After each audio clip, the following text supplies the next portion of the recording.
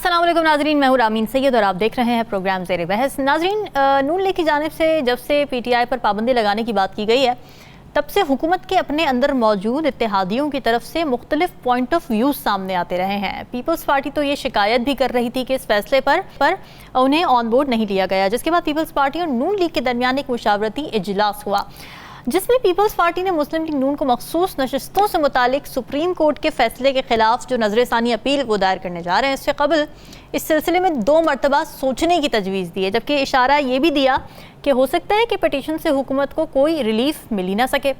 फिर पीटीआई पर पाबंदी से मुतालिक पीपल्स पार्टी ने हुकूमत पर यह जोर दिया है कि वो पीटीआई पर पाबंदी के मामले से जमहूरी तरीके के साथ निपटे, मगर पीपल्स पार्टी पीटीआई पर पाबंदी लगाने के मामले पर कुछ डिवाइडेड नज़र आ रही है।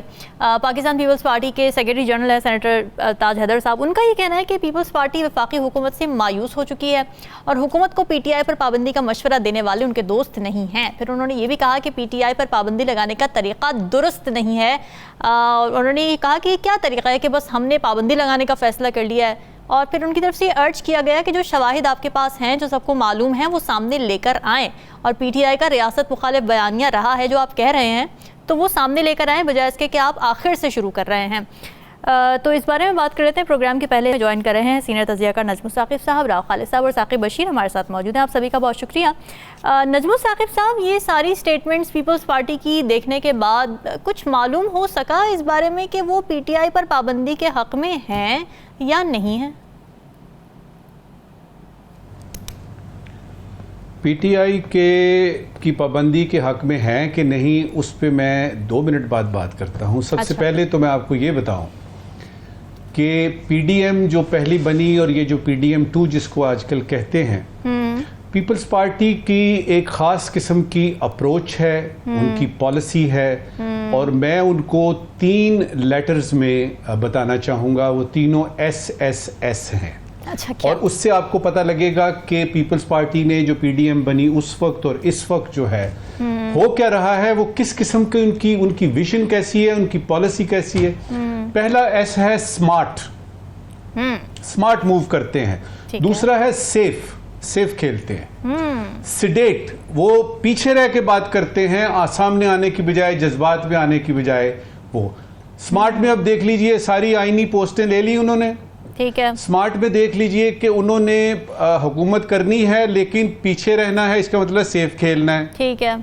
आपने देखा कि गवर्नर पंजाब ऐन उस वक्त पे बाहर चले जाते हैं जब कोई इंडोर्समेंट आती है उनके पास, या सदर जरदारी साहब चले जाते हैं दुबई जब कोई इंडोर्समेंट आती है। सेफ खेल रहे हैं। उसके बाद सिडेट ये है कि आपने जो ही कहा उधर से आवाज आई कि जी पीटीआई पे पाबंदी लगानी है, साथ ही इनके 4, 5, 6 जो जियाले हैं सीनियर मोस्ट वो आ गए। हमें तो इन्होंने यानी कॉन्फिडेंस में नहीं लिया, हमें तो बताया नहीं इन्होंने।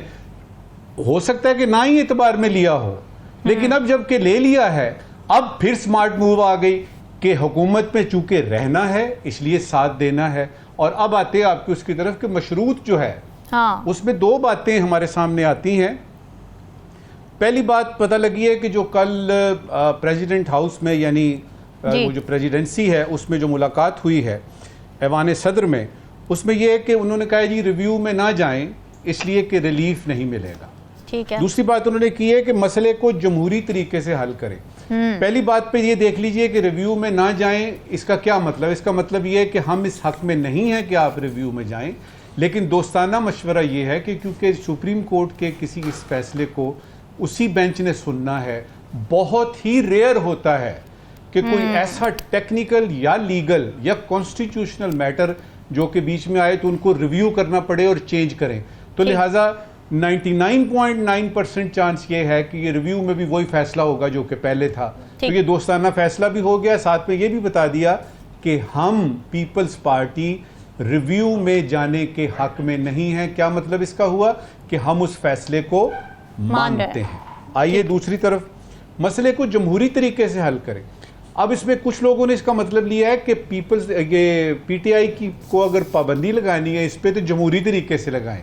ऐसा नहीं है। अच्छा। वो पीटीआई को कोई जमहूरी तरीका हो ही नहीं सकता पाबंदी लगाने exactly, तो वो ये कह रहे हैं कि ये जो मसला पेश आया है आपको जी, वो जो मसला आपको पेश आया है सुप्रीम कोर्ट के इस फैसले के बाद, जो कि उन्होंने महफूज नशिस्तों के बारे में दिया, उसको जमहूरी तौर पे आप हल करने की कोशिश करें, इसका क्या मतलब है? क्या ये इसके अंदर सारा कुछ छुपा हुआ है। और मैं चाहूंगा कि मेरे बाकी दोस्त भी जो पैनलिस्ट हैं उस पर बात करें कि पीपल्स पार्टी ये चाह रही है कि उस मसले को जमहूरी तौर पे यानी पीटीआई को तस्लीम किया गया कि वो यानी लीगल एक लेजिटिमेट जो है वो पॉलिटिकल पार्टी है, और ये कि उसको ये नशिस्तें मिलनी चाहिए।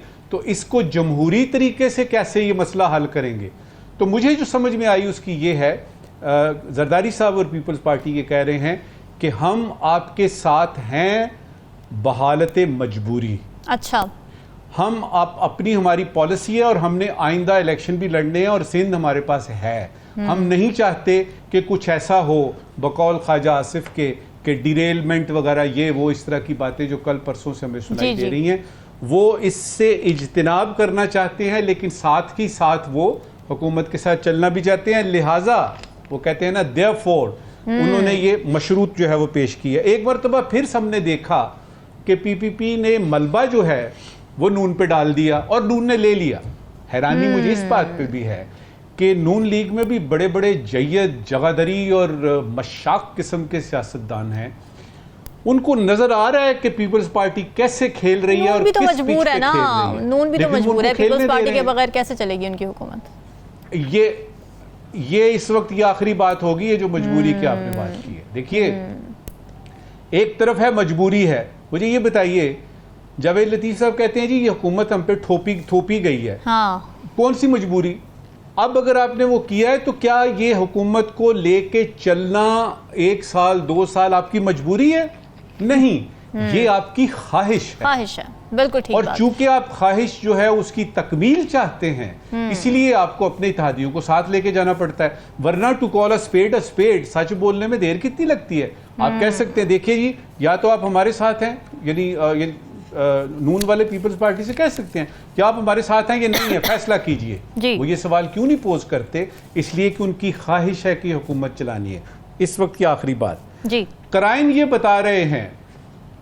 बता रहे हैं कि अगर अक्टूबर तक हुकूमत रही इसी इस्लामाबाद में तो फिर चलेगी।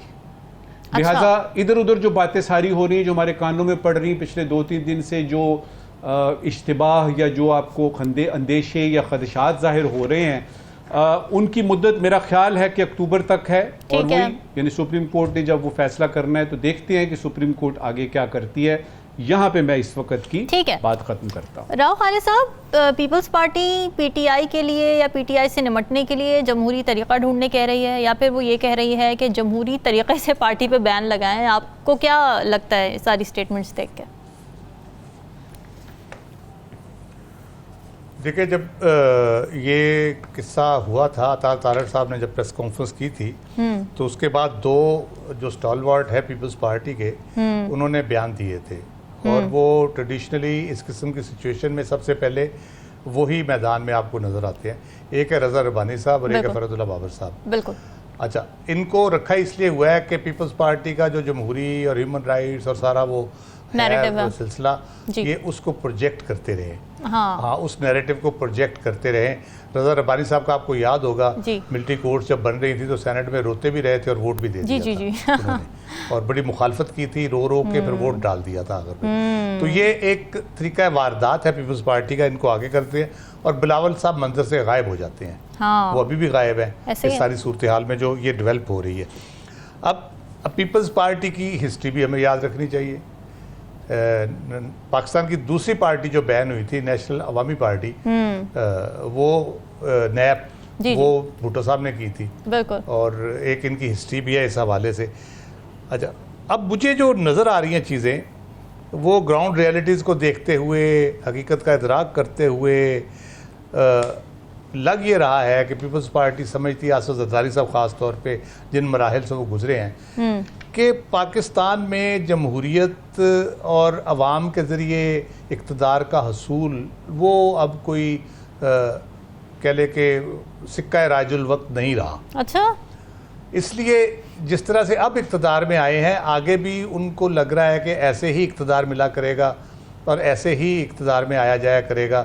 तो इसलिए उन्होंने फैसला ये किया है कि लोगों की क्या है, लोग बेचारे वोट देते हैं, हुकूमत किसी और की बन जाती है, तो इसलिए उनको ना ही उनका कुछ किया जाए। यानी वो डेमोक्रेटिक क्रेडेंशियल्स अपने पीपल्स पार्टी का जब खासा रहा है वो उसको कुर्बान करने के लिए यानी अब तैयार हो चुके हैं, they are absolutely fine with it, कुर्बान कर चुके हैं। आप देख ले पिछले पीडीएम की पहली गवर्नमेंट और अब जो सूरत हाल है उसमें कोई कसर रह गई है। मुझे तो अब लगता है जो अवामी मंसूबे होते हैं जिन पे तख्तियां लगाते हैं जाके, वो भी शायद कमीशन की हद तक उसमें दिलचस्पी रह गई है कि कमीशन मिल जाएगा इसमें से, बाकी तो कुछ उसमें रहा नहीं। अब दूसरी वजह ये भी है, पीपल्स पार्टी आमादा होगी इस पे कि लग ये रहा है कि सारी कोशिशों के बावजूद उनको अब ये दिखाई दे रहा है कि पीटीआई और इमरान खान का सियासी मैदान में मुकाबला नहीं हो सकता। वो जब तक मैदान में हैं तो उस वक्त तक कोई ना कोई चैलेंज रहेगा उनको, इसलिए वो भी शायद इस हक में है कि ये किस्सा ही ख़त्म कर दिया जाए। अब सोचने की बात यह है कि क्या ये किस्सा ऐसे ख़त्म हो जाएगा?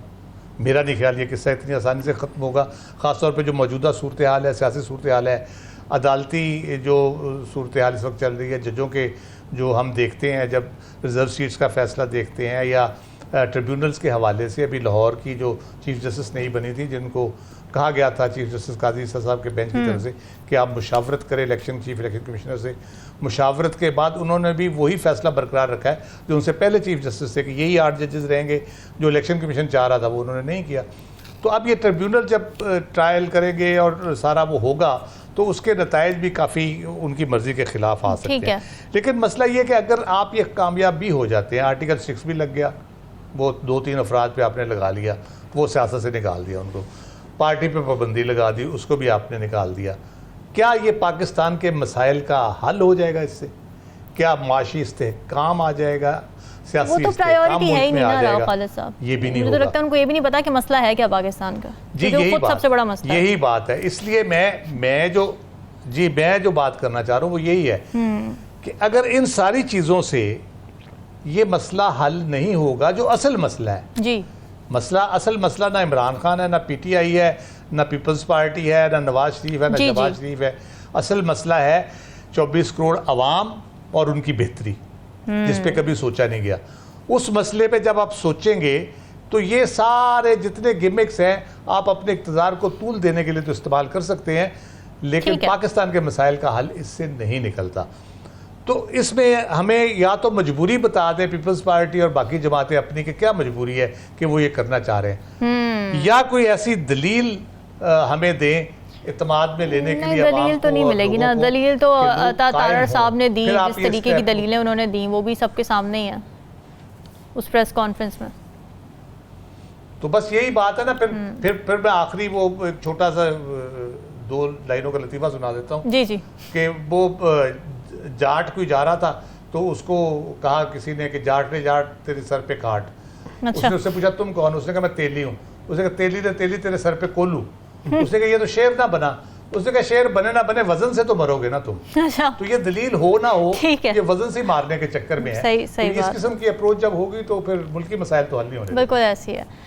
साकिब, ज़ाहिर है हम जब से पीटीआई पार्लिमानी पार्टी के तौर पे बहाल हुई है तो तब से ये स्पेकुलेशंस भी हैं कि शायद पीटीआई और पीपल्स पार्टी कहीं इकट्ठे मिलकर कोई अलायंस ना बना लें या आगे जाके कोई अदम एतमाद की सूरत ना सामने आ जाए, जैसे कि जरदारी साहब ने भी हिंट दिया कि हम हुकूमत गिराना भी जानते हैं। लेकिन कल जो मुशावरत हुई है नून लीग की और पीपल्स पार्टी की और उसका जो एलामिया आया है, आपको लगता है कि अब कोई चांस नहीं है पीपल्स पार्टी का पीटीआई के साथ बैठने का, या फिर अभी भी मुबहिम है बातें? नहीं, बड़ी क्लियर हो गया मामला। पीपल्स पार्टी तो यकीनी तौर पर पहले भी चाह रही थी, 8 फरवरी के बाद भी उन्होंने कोशिश की कि कोई पैगाम पहुंचाया गया कि अगर पीटीआई को हुकूमत बनाना चाहे तो ठीक है, वो जो है वो आए आगे। और उसके बाद लेकिन उस वक़्त भी बड़ा कैटेगोरिकली जो है वो इमरान खान साहब ने उस हवाले से कहा कि पीपल्स पार्टी, मुस्लिम लीग नून और एमकेएम के साथ हम नहीं बैठेंगे।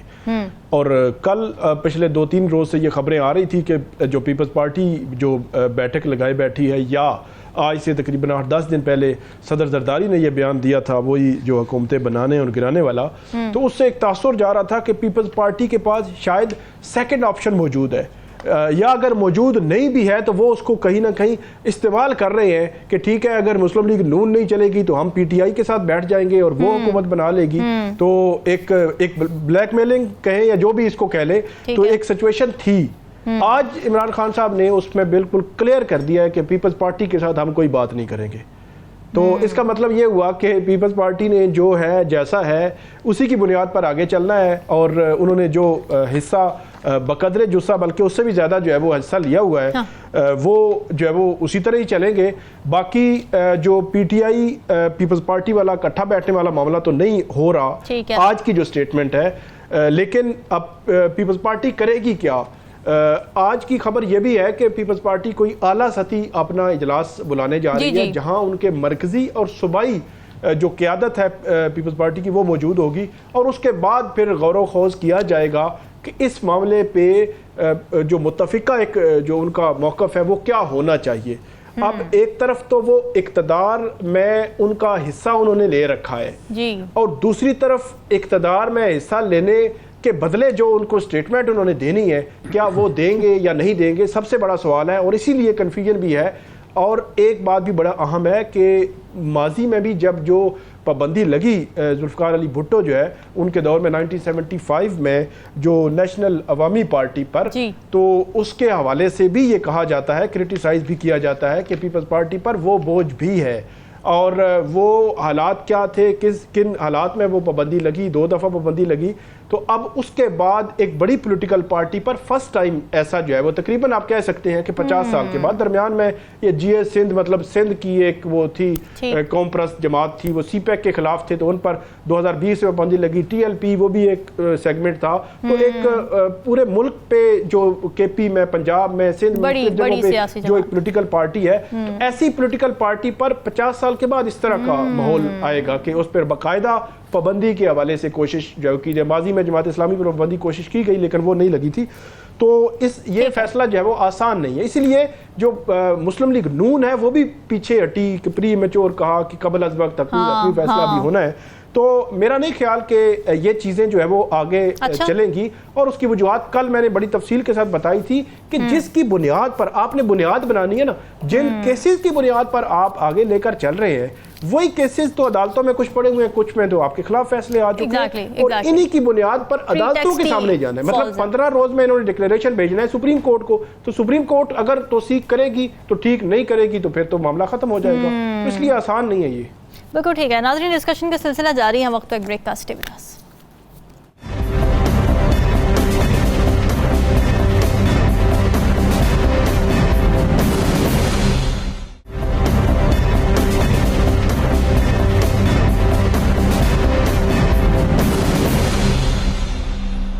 वेलकम बैक नाज़रीन। अमेरिका ने पीटीआई पर पाबंदी लगाने के हुकूमती फ़ैसले पर एक रद्द-ए-अमल दिया और उसमें ये कहा कि इस सिलसिले में हुकूमत के जो बयानात हैं वो हम देख रहे हैं और हमें ये लगता है कि ये एक पेचीदा सियासी अमल का आगाज़ है। फिर उन्होंने ये भी कहा कैटेगोरिकली कि किसी भी जमात पर पाबंदी यकीनन तशवीश की बात है।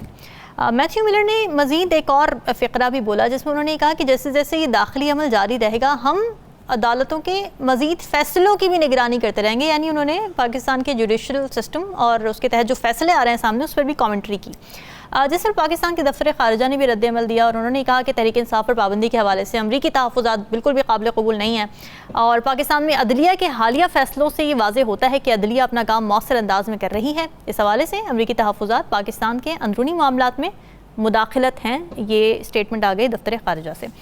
राव खालिद साहब, वही अमेरिका जो बकौल खान साहब की हुकूमत गिराने के लिए जिसने साजिश की, वही अमेरिका पीटीआई पर पाबंदी के खिलाफ स्टेटमेंट दे रहा है। ये कैसी एनॉमली है? अच्छा, एक तो हमें शुक्र अदा करना चाहिए अमेरिका का कि वो सिर्फ बयान देता है। 9/11 के बाद उनके पास एक इख्तियार है जो उन्होंने खुद ही ले लिया था, प्रीएम्प्टिव स्ट्राइक का। उनको अगर कहीं शक हो ना कि यहाँ को मसला हो सकता है, वहाँ बम भी मार सकता है। जी। तो शुक्र है वो सिर्फ बयान देते हैं, उससे आगे नहीं जाते। अच्छा, पाकिस्तानी सियासत के ना 2-3 परमानेंट्स हैं। 2-3 परमानेंट्स है पाकिस्तानी सियासत के। आप शुरू से ले लें, लियाकत अली ख़ान साहब जी वो रूस जाना चाह रहे थे तो वो फिर अमेरिका चले गए तो साजिश हो गई। अमेरिकी साजिश जो है ना वो पाकिस्तान का एक परमानेंट है, सियासी मैदान में ये इस्तेमाल होता है। दूसरा, मुल्क दुश्मन अनासिर और सियासतदान, ये भी एक परमानेंट है। तीसरा है करप्ट। इन 3 के गिर्द हमारी पूरी सियासत घूमती है। किसी के खिलाफ इस्तेमाल होता है, किसी के हक में इस्तेमाल होता है, तो ये इसी के चलता रहता है। मसला ये है कि हमारी जो खुशकिस्मती कह लें, बदकिस्मती कह लें, जितनी मोहब्बत हमारी मुक्तदरा और अशराफिया की अमेरिका के साथ रही है और जितनी खिदमत हमने उनकी की है, उसकी मिसाल नहीं मिलती। उससे कहीं ज़्यादा इन्हीं तबकों की बदौलत अवाम के अंदर अमेरिका के खिलाफ हमेशा नफरत अरूज पे रही है। उसमें आप मसाजिद के खुतबात से लेके सियासी रैलियों में तकरीरें और जो यहूदी एजेंट की टर्म में वो आप भूल गए थे, वैसे वो भी बड़ी इंपॉर्टेंट हमारी कंपोनेंट है हमारी सियासत का। मुल्क दुश्मन वही होता है ना, यहूदी एजेंट हो, मुल्क दुश्मन, उसमें सारी आ जाती है। मुल्क दुश्मन तो भारत भी है ना, वो यानी भारतीय एजेंट भी होता है, भारतीय एजेंट भी होता है। तो वो ये सारी जो है ना, कभी पाकिस्तान में अवामी सतह पे कभी अमरीकी मुखालफत में कमी नहीं आने दी गई। पाकिस्तान में जितनी हुकूमतें तब्दील होती हैं उसमें हमेशा में हुकूमत तब्दील होने में या कोई भी चीज़ होती है उसमें अमेरिका का शैतानी किरदार हमें ज़रूर क्या वजह है खालिद साहब इस बात की? थोड़ा इस पे भी ज़रा थोड़ा कमेंट करें ना, क्या वजह है इस बात की? एड हम उनसे लेते हैं सारी की सारी, फिर हुकूमतें बनने में भी कहते हैं कि जी उनका किरदार है, उनसे पूछ के होती हैं चीज़ें, जो भी है इतना बड़ा रोल, तो हम फिर क्यों इतनी कड़वाहट और जहर क्यों घुला हुआ है? पीटीआई की हुकूमत जी यही एलेबोरेट कर रहा हूँ। अब पीटीआई इसके नुकसानात क्या हैं, ये सारा कुछ हम कहते हैं उसके नुकसानात क्या हैं, वो भी मैं आपको ज़रा कंपैरिजन एक दूंगा छोटा सा। पीटीआई की हुकूमत गई अमरीकी साजिश से। मौजूदा हुकूमत की मुश्किलात हैं, जजों के फैसले हैं, उसके पीछे भी अमरीकी साजिश है। हमें यही बताया जा रहा है कि वो उनकी वजह से हो रहा है। चीन के साथ मामलात में कोई रुकावट है तो अमरीका की वजह से है। माशी तरक्की में अमरीका क्योंकि IMF को खुला हाथ नहीं दे रहा, हमें वो इमदाद वगैरह उस तरह से नहीं मिलती, इसके पीछे भी अमरीकी साजिश है। अभी उसने करारदाद पास कर दिया, मुल्क में सियासी अदम इस्तेहकाम पैदा करने की कोशिश कर रहे हैं वो।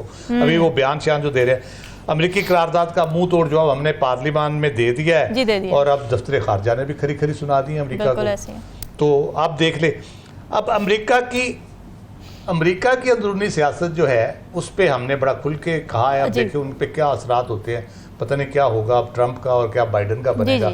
हम तो यहाँ पे पिछले 5 साल से बाइडन की कॉल का इंतजार कर रहे थे कि वो बाइडन की फ़ोन कॉल ही नहीं आई, किसी को नहीं आई, ना इमरान खान को आई, ना शहबाज शरीफ को आई। तो मसला ये है कि ट्रंप के आने के बाद का भी हम आगे बयानियाँ बना रहे हैं वैसे कि ट्रंप आएगा तो फिर इस तरह होगा और ये हो जाएगा और एक पैगाम आएगा और इमरान खान साहब पूरा फायदा हो जाएगा अंदर होंगे। तो वो चूहे मार गोलियां जब बेचते थे ना, तो वो जो होता था उसका पहला जुमला ये होता गोली अंदर चूहा जलंधर। अच्छा। तो इस किस्म के भी हमें बताई जा रही हैं चीज़ें किस तरह से होंगी। राइट। अब हम जब देखते हैं कि यूरोप मशरक़ वुस्ता में अमेरिका के साथ लोग खड़े रहे, उनकी सपोर्ट की, जापान के साथ जंग भी हुई, जापान उसके बाद जब से अमेरिका के कह ले के ज़ेरे साया आया और बाकी उन मुल्कों की सूरत हाल देखे, उनको किस तरह रिवार्ड किया गया, किस तरह से वहाँ खुशहाली आई, किस तरह से वहाँ तरक्की हुई। यूरोप में अमरीकी अड्डे मौजूद हैं। हम तो अमरीकी ड्रोन का मसला हो जाए तो हम रौला डाल देते हैं। यूरोप में अमरीकी अड्डे मौजूद है, वहाँ कोई एहतजाज नहीं होते, कुछ नहीं होता। उन्होंने बेनिफिट्स लिए इन सारी चीज़ों के। हमने 70 साल अमेरिका की पूरी खिदमत करके सिर्फ इस वजह से कि हमने अवामी सतह पर अमेरिका के खिलाफ नफरत बरकरार रखी, हम उस तरह से उससे मुस्तफीज़ नहीं हो सके।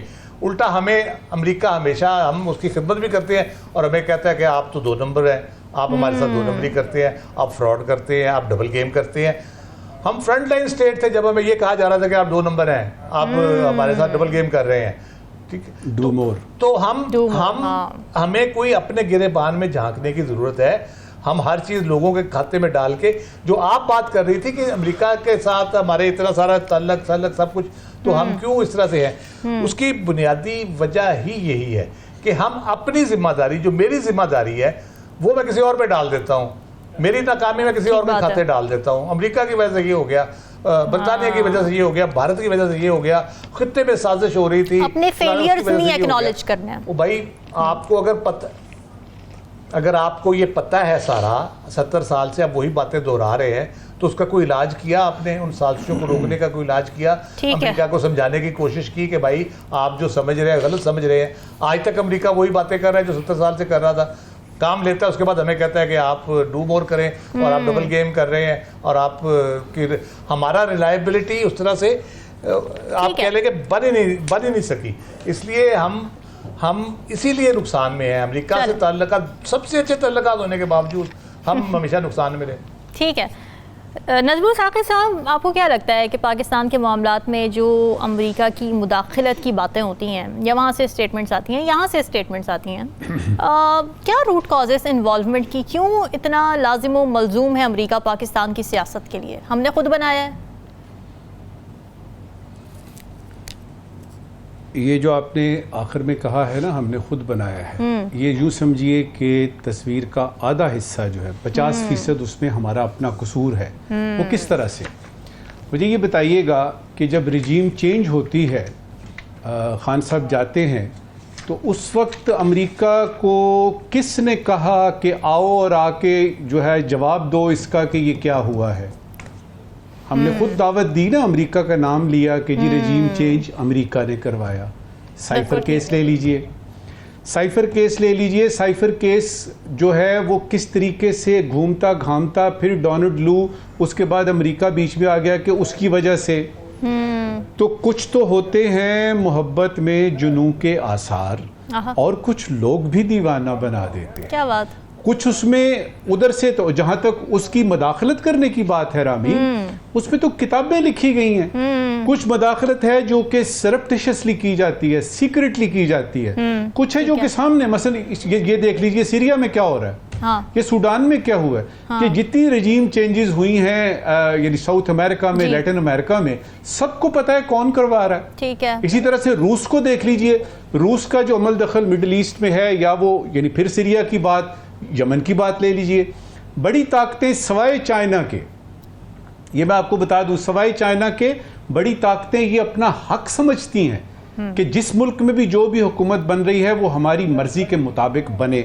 इसमें तो बात ही नहीं है। ये वो 50% है जो कि उनको दिया, क्योंकि वो बड़ी ताकतें हैं। आप अब उनके पास खुद जाते हैं। और जहां तक ये बात है ना, ये जो आपने अभी यानी की और राव साहब ने जवाब दिया कि अगर अवाम में गुस्सा है अमेरिका के खिलाफ, तो आप हैरान होंगे ये सुन के कि इसको बाकायदा तौर पे हमारे सियासतदान एक टॉकिंग पॉइंट के तौर पे पेश करते हैं। एक दलील देते हैं कि देखिए जी, हमारी अवाम तो आपके खिलाफ है, लेकिन आप हमारे साथ ये कीजिए तो हम अपनी अवाम को पैसिफाई कर लेंगे। यहां पे इसका यानी इस नुक्ते को समझने की कोशिश कीजिएगा जो मैं ये कह रहा हूं, जी कि जहां तक आपके अपने कसूर की बात है उसकी तरफ देखता कोई नहीं है। आ जाके आप ब्लेम गेम करते हैं, उधर तक है लेकिन पूरा 50% से ज्यादा नहीं है। अब आते हैं यानी इसकी तरफ जो कि फॉरेन ऑफिस ने कल एक दिया है ना, स्टेटमेंट दी है, और मैडम बलोच ने बाकायदा तौर पे कहा है कि जी हमने जो फैसले हुए हैं, सुप्रीम कोर्ट का हालिया फैसला और ये सारा कुछ जो है, हमारी अदालतें और हमारे अवाम, उन्होंने अवाम का भी जिक्र किया है, हम में इतनी ताकत है, we have that kind of strength कि हम अपने मसाइल खुद हल कर सकते हैं, लिहाजा आप दूर रहिएगा। ये तो लिखा हुआ आ गया, ये मैडम बलोच ने पढ़ के सुना दिया स्पोक्स पर्सन ने। मैसेज क्या है? क्या इसमें मैसेज ये है कि देखिए, अगर आपको हमारी परवाह नहीं है, और ख़ास तौर पे वॉर ऑन टेरर के बाद जो आपने हमारे साथ किया है, जो वादे किए, वो जो बिलियंस ऑफ डॉलर्स और इतने हमारे शहीद हो गए, और ये वो उसकी आपने बात नहीं ली, उसके बारे में आप सोचते भी नहीं हैं, और अब आप चले गए हैं इसलिए कि आपका मकसद पूरा हो गया है। अगर आपको हमारी फिक्र नहीं है तो हम भी इतने गिरे पड़े नहीं हैं। पहला उसका जवाब ये है जो इसके अंदर मैसेज है। दूसरा मैसेज ये है कि आप हमें अपने मामलात निबेड़ने के लिए, निपटाने के लिए बिल्कुल बीच में ना आए, हमें आपकी मदद की बिल्कुल जरूरत नहीं। और पीछे लेटेंट कौन सा यानी छुपा हुआ मैसेज क्या है कि देखिए, चाइना हमारा दोस्त है पक्का, स्ट्रेटेजिक, तस्वीराती, और उसके बारे में किसी किस्म की कोई वो जो है ना यानी शक शुबा नहीं होना चाहिए। ये हो गया आपका दूसरा मैसेज। ठीक है।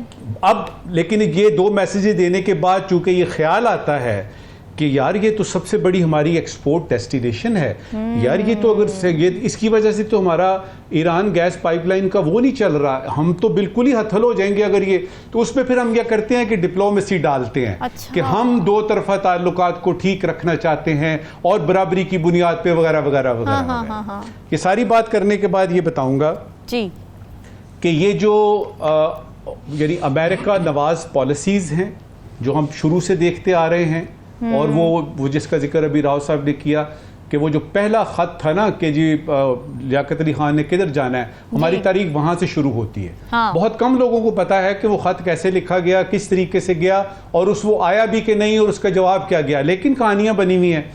हकीकत ये है कि पाकिस्तान को अमेरिका की जरूरत है। हकीकत यह है कि पाकिस्तान चीन का एक तस्वीराती स्ट्रेटेजिक पार्टनर है। मसला यह है कि हमारे यहाँ ये एक तासुर है जिसको कि दूर करना हमारे डिप्लोमेट्स का बड़ा ज़रूरी है। वो ये कि प्रो चाइना का मतलब है एंटी यूएस से। मैं ये बताना चाहूँगा यहाँ पे कि चाइना उन मुल्कों में से है जो हमसे खुद कहता है कि अमेरिका से ताल्लुकात ठीक रखिए, इस पे सियासत ना कीजिए, इस पे सियासत ना कीजिए कि चूंकि हम चाइना के साथ हैं लिहाजा अमेरिका हमारे खिलाफ है। डिप्लोमेसी का तो मतलब ही ये होता है, diplomacy is all about making new friends. तो जो आपके ऑलरेडी फ्रेंड्स हैं उनको तो आपने और यानी करना है, मजबूत होनी चाहिए ना, अपने साथ लेके आना है। लिहाजा और इस वक्त की आखिरी बात, ये जो ब्लॉक्स की बातें आप सुनती है ना कि जी अमेरिकन ब्लॉक में जाएं कि चाइना ब्लॉक में जाएं, यकीन करें पाकिस्तान को कोई नहीं पूछ रहा, पाकिस्तान को कोई नहीं पूछ रहा कि आप किस ब्लॉक में हैं, किसी को पड़ी भी नहीं है। आपने अपना घर दुरुस्त करना है, और अगर टाइम आएगा कि आपको फैसला करना पड़ा तो उस वक्त देखेंगे ना, we will cross the bridge when we get there. आप पहुंच तो जाइए पहले उस जगह पे, शुरू से ही बता दिए नहीं जी हम चाइना के ब्लॉक में, इसको बताने की जरूरत नहीं होती। तो ये कुछ चीजें जो कि डिप्लोमेटिक फील्ड में हल करने की हैं। मैं हैरान होता हूं कि बड़े बड़े लोग हमारे पास, इनामुल हक साहब जैसे बैठे हैं, रियाज मोहम्मद खान साहब इधर यानी इस्लामाबाद में मौजूद होते हैं, उनको बुला के पूछा जाए कि जी आपके ख्याल में हमारी स्टेटमेंट क्या होनी चाहिए। ये जो स्टेटमेंट कल की आई है, मैं माफी चाहता हूं, अच्छा ये अगर मेरे पास आती मैं इसको इस तरह से ड्राफ्ट ना करता, मैं इस तरह से ना कहता। यही मैसेज आप मुख्तलिफ तरीकों से कह सकते हैं, और उसके लिए जबान का इस्तेमाल जो है, मुनासिब ज़बान का डिप्लोमेटिक बहुत ज़रूरी है, वेरी इंपॉर्टेंट। साकिब, ज़ाहिर है ऑप्टिक्स से ऐसा लग रहा है कि पाकिस्तान अब ज़ीरो टॉलरेंस रखता है किसी भी किस्म की अमेरिकन इन्वॉल्वमेंट के हवाले से पाकिस्तान की सियासत में, जिस तरह की दफ्तर ख़ारजा से स्टेटमेंट्स आती हैं जिसका नजबुल साकिब साहब ने भी जिक्र किया। आपको लगता है क्या वाकई ऐसा है, क्या हम वाकई अब ज़ीरो टॉलरेंट हो चुके हैं इस मामले में, या फिर ये जस्ट एक टूल है और पसे पर्दा मामला कुछ और है? एक बात तो मैं करना चाहूँगा, नजमुल साकिब साहब ने जो फॉरेन ऑफिस की जो स्टेटमेंट थी उसका हवाला दिया जी। तो मुझे एक बड़ा अहम वाक़या याद आया कि मरहूम जस्टिस वकार सेठ थे, वो उस वक्त चीफ जस्टिस से पेशावर हाई कोर्ट के, तो वो बड़े गैर मामूली कोई फ़ैसले दे रहे थे।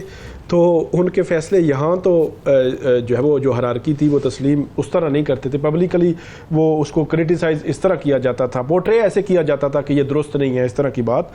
लेकिन उसको ICIJ जब केसेस चल रहे थे पाकिस्तान के बैनुल-अक़वामी, तो वहाँ पे बतौर सबूत पेश किया गया कि हमारी अदालतें जो है वो आज़ाद हैं। तो इसी तरह जो है वो अब भी किया जा रहा है। तो जो बात हम कर रहे हैं कि जो अमरीकी जो मुदाखलत की जो पाकिस्तान के अंदरूनी जो मामलात है उसके हवाले से अगर बात की जाए तो जिसको जब जो सूट करता है वो कर लेता है। अगर हम बात करें आज के जो इमरान खान साहब हैं, PTI है इनकी, तो 2022 में इन्होंने वो एब्सोल्युटली नॉट का जो एक बयानिया दिया, और उस बयानियों को लेकर इमरान खान साहब ने जलसे किए और हर तरफ उसको फैला दिया कि अमेरिका को जो है वो ना कर दी है खान साहब ने। और उन्होंने जो है वो एलानिया कहा कि उनकी हुकूमत गिराने के पीछे वो हैं, डोनाल्ड लू का वो साइफर, सारी चीज़ें जो हुई। उस वक्त की जो हुकूमत थी वो ये कहती थी, वो डिफेंड कर रही थी, वो ये कहती थी ऐसी बात नहीं है, उनका कोई नहीं है, हमारे सफारती ताल्लुकात ख़राब कर दिए हैं, साइफर को आपने डिस्क्लोज कर दिया है, सारी चीज़ें होती रहीं। मतलब उस जो एग्रेसिव थी जो पॉलिसी इमरान खान की, लेकिन उस वक्त की PDM की हुकूमत उसको डिफेंड कर रही, कह रहे नहीं अमेरिका के साथ हमारे ताल्लुकात उस तरह ख़राब ना करें, नहीं होने चाहिए सफारती सतह पर।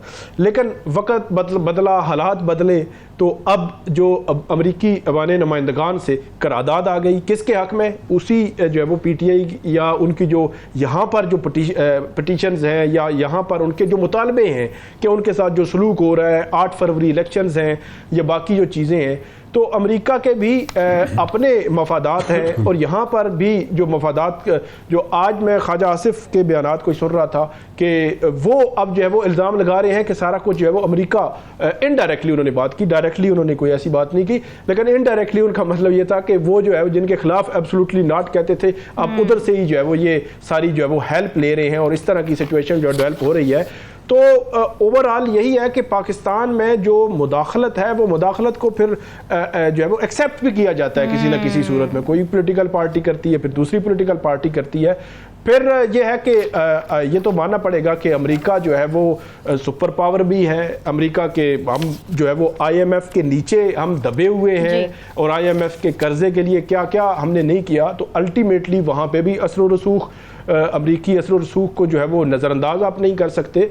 तो इसका ओवरऑल जो है वो जो एंड है वो यही है कि उसके बगैर हम चल नहीं सकते, तो वो भी फिर अपना असर जो है रखते हैं किसी न किसी सूरत में। बिल्कुल ठीक है। नाज़रीन का सिलसिला जारी है, वक्त ब्रेक का, स्टे विद अस।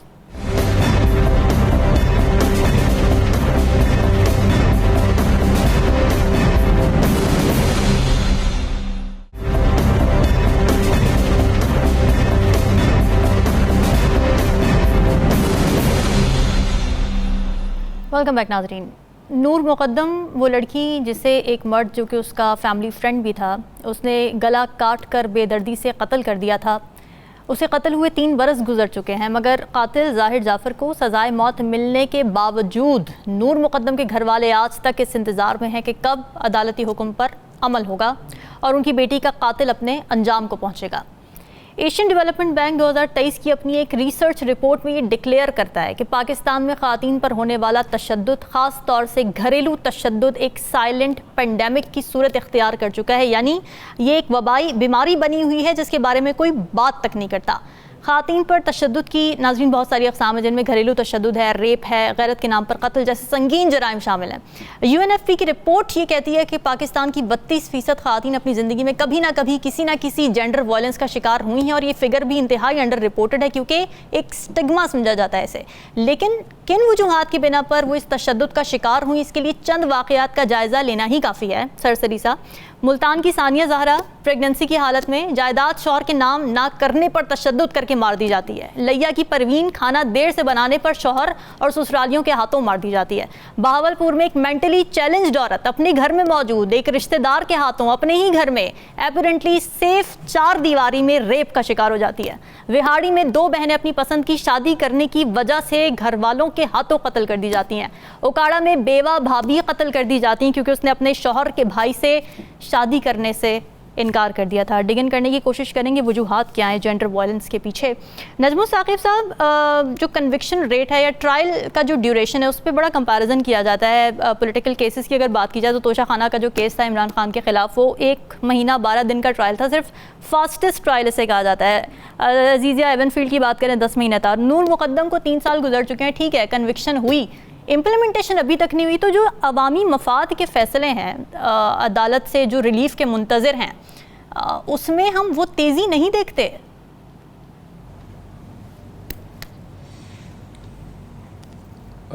मेरे सामने अभी भी वो मंज़र है रामीन, जिसमें शौकत मुक़द्दम साहब, एम्बेसडर शौकत मुक़द्दम साहब हमारे कॉलीग हैं, उनकी बिटिया वो कमरे में जाते हैं तो एक कोने में उनकी बिटिया का सर पड़ा है और धड़ जो है वो इस तरफ पड़ा है।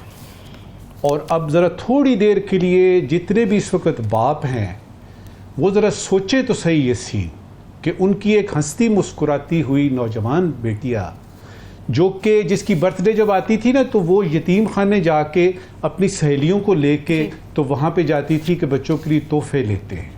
एक हंसता मुस्कुराता हुआ फूल समझ लीजिए, उसका गला कटा हुआ कोने में पड़ा है, और मैं भी उनमें शामिल था, उन सोगवारों में। उसका जनाजा हमने भी उठाया अपने इस कंधे पे।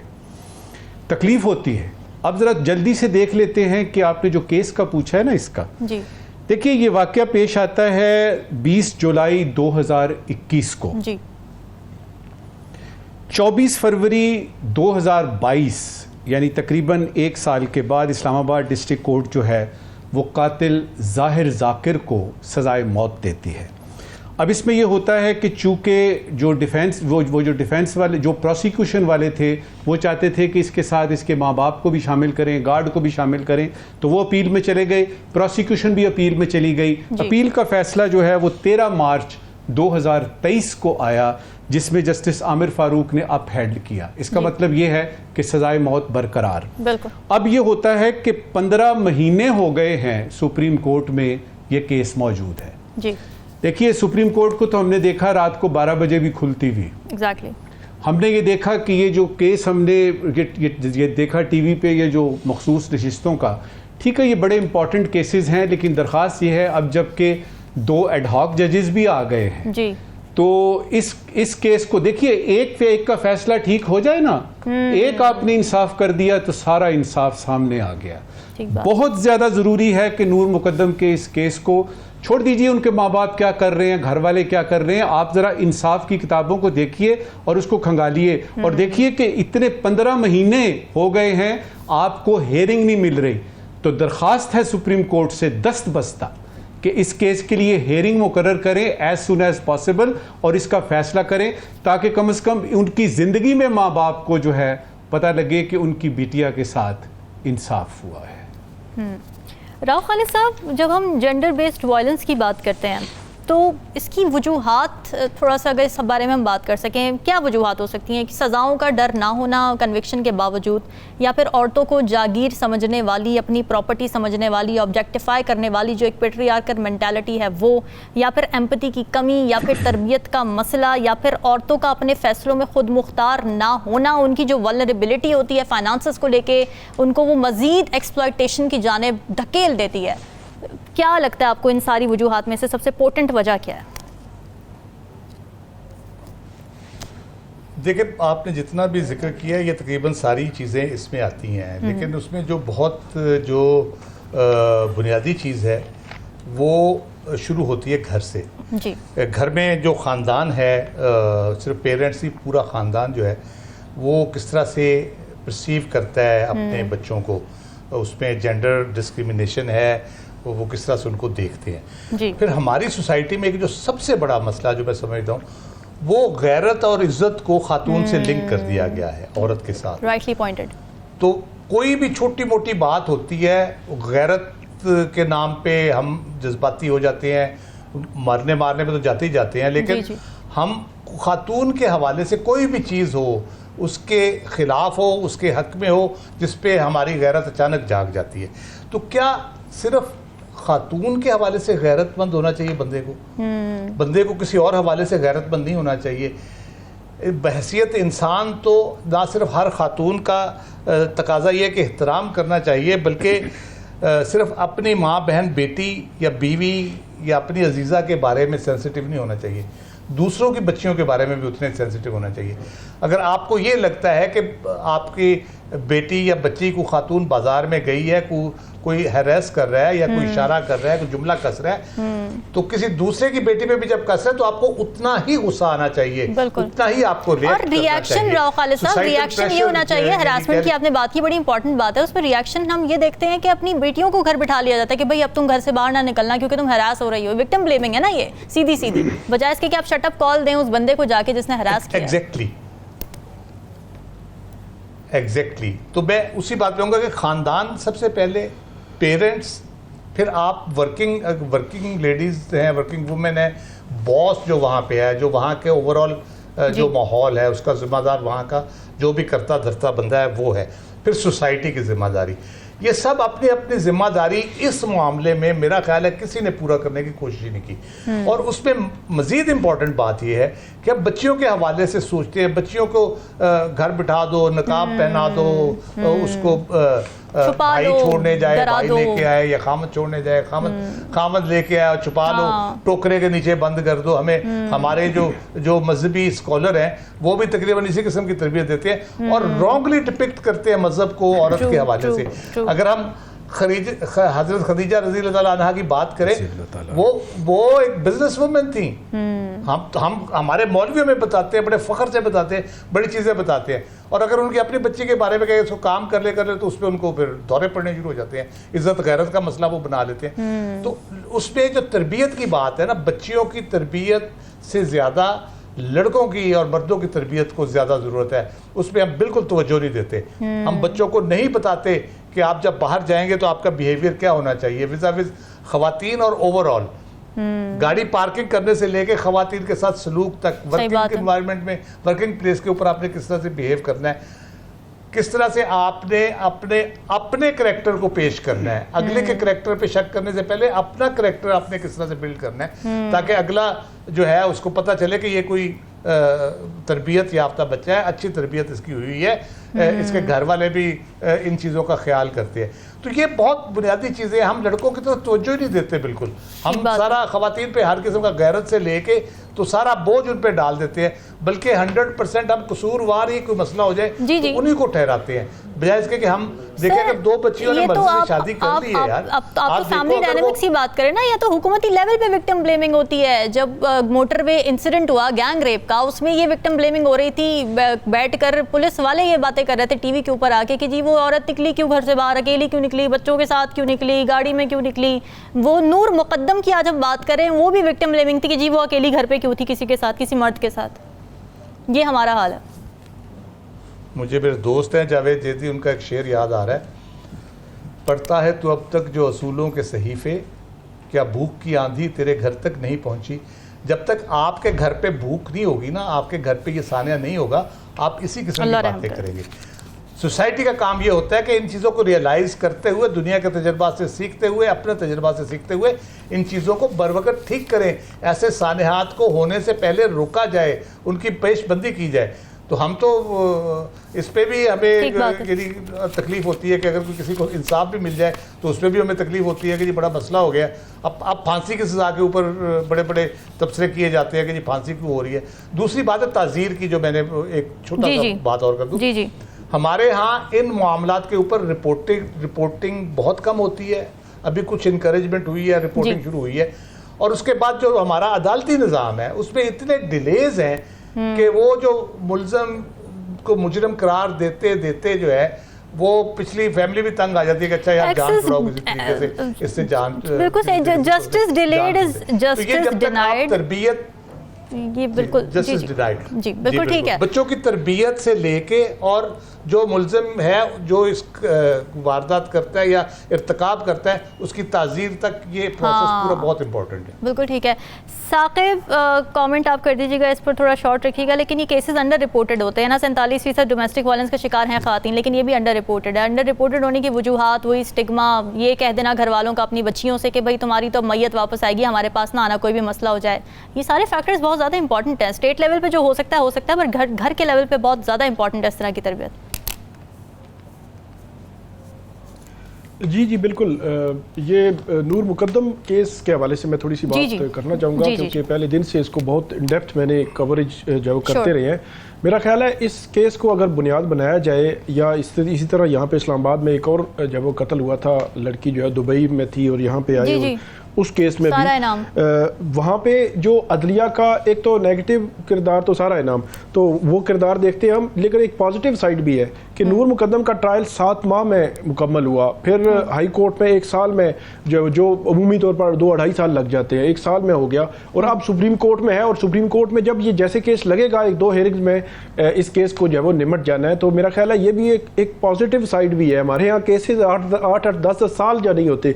फिर एक जो नूर मुकद्दम की केस में ये भी था कि इसमें जो ज़ाहिर जाफर है उसकी सज़ा हाई कोर्ट ने बढ़ा दी थी, मतलब 1 दफ़ा सज़ाए मौत थी, उसको 2 दफ़ा कर दिया हाई कोर्ट ने। तो ये एक जो है वो इसमें पॉजिटिव साइड है, सारा इनाम के केस में भी सज़ा हुई है, लॉज भी मौजूद हैं, कवानीन भी मौजूद हैं, इम्प्लीमेंटेशन भी हो रही है, लेकिन इसके बावजूद ये जो वायलेंस है इस किस्म का ये ख़त्म नहीं हो रहा। इसके लिए माशरे को आज खुद जो है वो कुछ ना कुछ स्टेप्स जो है वो लेने ज़रूरी है। बिल्कुल ठीक है। नजमू साकिब साहब, आज क्या सवालात लेकर आए आज आप नाजरीन के लिए? शुक्रिया रामीन। एक ज़रूरी सवाल है और एक गैर ज़रूरी सवाल है। पहले ज़रूरी सवाल, कुछ दिन पहले वजारत दाखिला ने बयान दिया कि सोशल मीडिया प्लेटफॉर्म एक्स मुल्क की सलामती के लिए ख़तरा है जी। ये वजारत दाखिला ने बयान दिया। ज़रूरी सवाल ये है कि वजारत दाखिला इस फैसले पर पहुँचने के लिए कि कौन सी चीज़ मुल्क की सलामती के लिए ख़तरा है और कौन सी चीज़ मुल्क की सलामती के लिए ख़तरा नहीं है, ये फ़ैसला करने के लिए कौन सा फार्मूला या कौन सा कुलिया इस्तेमाल करती है। Very well. आज का गैर ज़रूरी सवाल,